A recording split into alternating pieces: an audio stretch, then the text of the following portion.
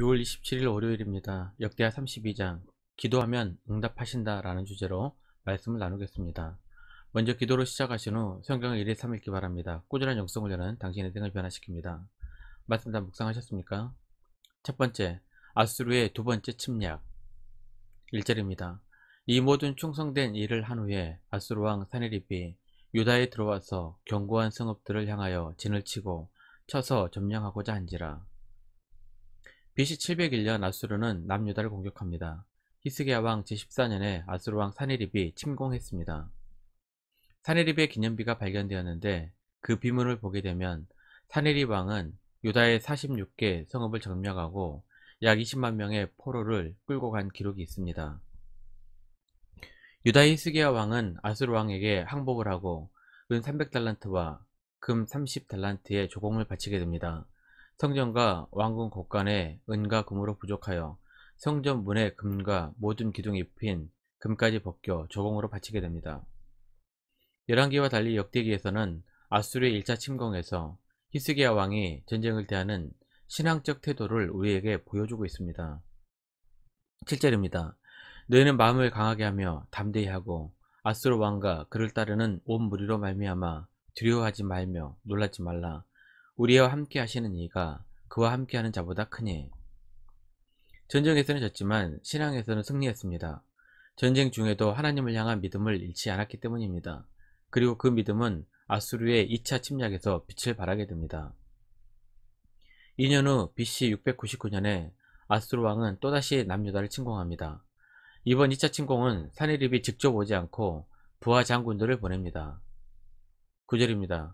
그 후에 아수르 왕 사네립이 그의 온 군대를 거느리고 라기스를 치며 그의 신하들을 예루살렘에 보내어 유다 왕 히스기야와 예루살렘에 있는 유다 무리에게 말하여 이르기를. 사네립이 보낸 신하 중 랍사게는 말을 매우 잘하는 모사꾼이었습니다. 세치어로 이스라엘 사람들의 간담을 서늘하게 했던 인물입니다. 랍사게는 유다에게 아수르 왕의 말을 전합니다. 간단하게 요약하면 유다 따위가 아수르와 대적할 수 없다는 것입니다. 애굽과 군사 동맹을 맺어도 애굽은 아무런 힘이 없으니 도움도 되지 않을 것이라고 합니다. 히스기야가 하나님만 의지하면 될 것이라고 하지만 그 말을 믿지 말라고 합니다. 지금까지 그 어떤 나라의 신들도 아수르에게 대항하지 못했으니 너희들의 하나님도 마찬가지로 이기지 못할 것이라고 합니다. 17절입니다. 사네립이 또 편지를 써 보내어 이스라엘 하나님 여호와를 욕하고 비방하여 이르기를 모든 나라의 신들이 그들의 백성을 내 손에서 구원하여 내지 못한 것 같이 히스기야의 신들도 그의 백성을 내 손에서 구원하여 내지 못하리라 하고. 히스기야 왕과 남유다는 이 난국을 어떻게 풀어야 할까요? 하나님은 어떻게 이 상황을 풀어내실까요? 당장은 힘들고 앞이 보이지 않지만 하나님은 우리를 향하신 위대한 계획이 다 있으십니다. 두 번째, 히스기야의 기도. 20절입니다.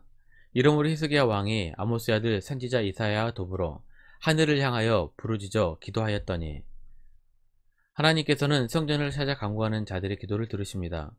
히스기야는 남왕국 유다에서도 보기 힘들 정도로 믿음이 뛰어난 왕이었습니다. 괴로울 때 하나님의 성전을 찾아 기도했던 왕입니다. 그래서 히스기야의 기도가 우리에게 친숙한 것입니다.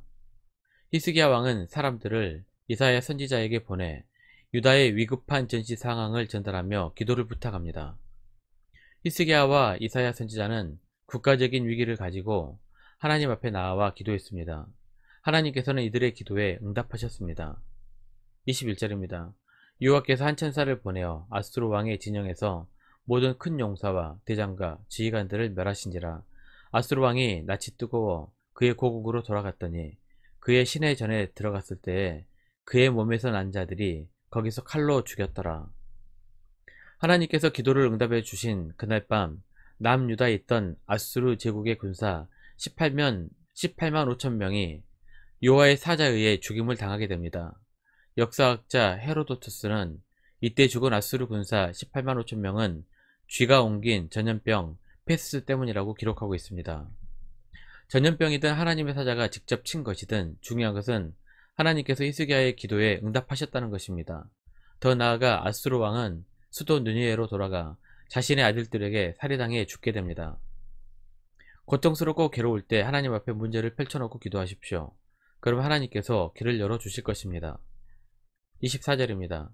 그때 히스기야가 병들어 죽게 되었으므로 여호와께 기도하며 여호와께서 그에게 대답하시고 또 이적을 보이셨으나 하나님께서는 히스기야의 눈물의 기도를 들으셨고 15년의 생을 덤으로 주셨습니다. 열왕기에서는 히스기야 왕의 병과 회복에 대해 매우 자세하게 기록을 합니다. 하지만 역대기의 관심은 치유가 아닌 것 같습니다. 오히려 히스기야의 교만과 회개를 더 깊이 다루고 있습니다. 세 번째, 히스기야의 교만. 31절입니다. 그러나 바벨론 방백들이 히스기야에게 사신을 보내어 그 땅에서 나타난 이적을 물을 때에 하나님 히스기야를 떠나시고 그의 심중에 있는 것을 다 알고자 하사 시험하셨더라. 당시 남유다도 바벨론도 아수르의 제국주의에 피해를 본 국가들입니다. 그래서 바벨론도 아수르를 견제하기 위해 동맹국들이 필요했습니다. 아마도 바벨론의 왕은 남왕국 유다가 아수르의 1차, 2차 침입을 잘 막아냈고 특히 2차 침입 때에는 유다의 신의 징계로 아수르의 군사 18만 5천 명이 죽었다는 소문을 들었던 것 같습니다. 그래서 히스기야 왕 때 유다와 동맹을 맺기 위해 편지와 예물을 보낸 것입니다. 히스기야 왕도 마침 죽을 병에서 회복되었고 국제 정세로 봤을 때 바벨론과 동맹은 유다에 도움이 될 것으로 본 것 같습니다. 히스기야 왕은 이양 동맹을 맺을 것, 유다의 막강한 힘을 자랑하며 우위를 잡기 위해 모든 것을 다 보여줍니다. 물론 히스기야 왕 때 유다는 또 다른 전성기를 맞이하고 있었기에 부강하고 국력이 강했던 것은 사실입니다.